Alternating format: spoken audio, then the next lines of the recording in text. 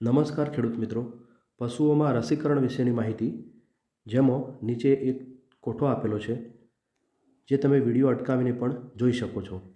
પ્રથમ રોગ છે ગળસૂંટો, જેનો રસી મૂકવાનો સમયગાળો દર વર્ષે મે અને જૂન માસમાં, રોગચાળાની વધુ શક્યતાવાળા વિસ્તારમાં નવેમ્બર-ડિસેમ્બર માસમાં ફરીથી રસી મુકાવવી. બીજો રોગ છે ગાંઠિયો તાવ, જેનો સમય છે દર વર્ષે જૂન માસમાં અને મૂકવાનો સમયગાળો દર વર્ષે.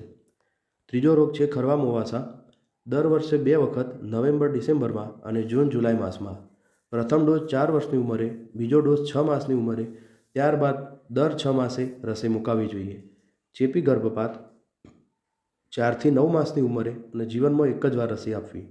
હડકવા, કૂતરું કરડ્યાના 24 કલાકમાં રસીનો પ્રથમ ડોઝ મૂકવો, ત્યારબાદ 3, 7, 14, 28 અને 90 દિવસને સમયાંતરે રસી મૂકવી.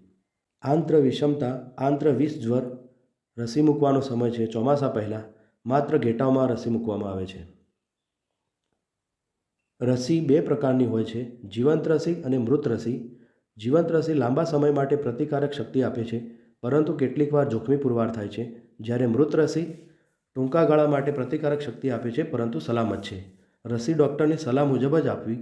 રસી બનાવવામાં તેમજ મૂકવામાં વપરાતા સાધનો વાપરતા પહેલાં અને વાપર્યા પછી ગરમ પાણીમાં ઉકાળી જંતુમુક્ત કરવા જોઈએ. રસીકરણ બાદ બચેલી રસી બાળી નાખી કે દાટી દઈને તેનો નાશ કરો. રોગ થાય તે પહેલાં પશુને રસીકરણ કરાવી રોગ સામે રક્ષણ અપાવો અને કિંમતી પશુને બચાવો.